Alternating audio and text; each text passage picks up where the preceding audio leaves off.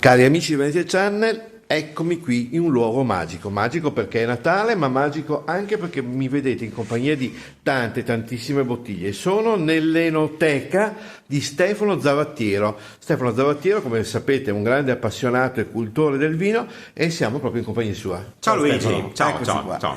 Io sono qui da te per un interrogativo, perché Sì. siamo a Natale e ovviamente si parla di festeggiamenti, vero Stefano? Sì, assolutamente. E naturalmente il re della tavola è il panettone. E noi naturalmente dobbiamo abbinarci un vino. Sì. Quindi per, come si dice, per contiguità, per concordanza, dolce con dolce, quindi ovviamente un vino dolce. Sì.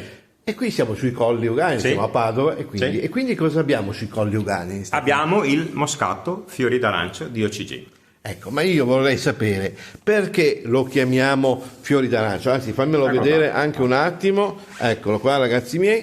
Intanto tu dammi Sì. la descrizione, perché lo chiamiamo Sì. fior d'arancio? Allora, Sempre fiori una- d'arancio perché il moscato giallo presente all'interno di questa bottiglia è proprio dei Colli Ugani ed è una particolare varietà denominata proprio fiori d'arancio, derivanti proprio dal nettissimo sentore che si rimane nel profumo della zagara, il bianco fiore degli agrumi. Ecco, a me piace questa tua descrizione perché riprendi pure in mano, Sì. ti ridò la bottiglia perché è tua.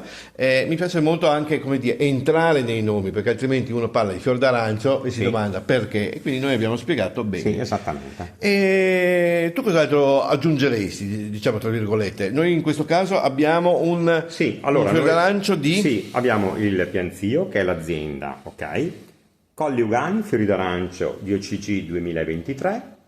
È una DOCG, quindi è una DOCG, è una denominazione di origine controllata e garantita. di Padova, poi l'altra DOCG importantissima è il Friularo di Bagnoli di DOCG. cui Stefano è ambasciatore, Sì. ma questo ve lo racconteremo Sì. un'altra volta. Ecco. E quindi, E quindi si può trovare nella versione spumante, come questa? esatto, nella versione passita e poi anche nella versione secca. Bene, a questo punto sapete fare la vostra scelta. Venite qui da Stefano, l'enoteca di Stefano Zavattiero, a Padova in via. Giovanni d'Alemagna 32, San Bellino, Arcella. A tutti, cosa facciamo? Gli auguri? Esattamente. Tanti auguri di buon Natale e un sereno 2025.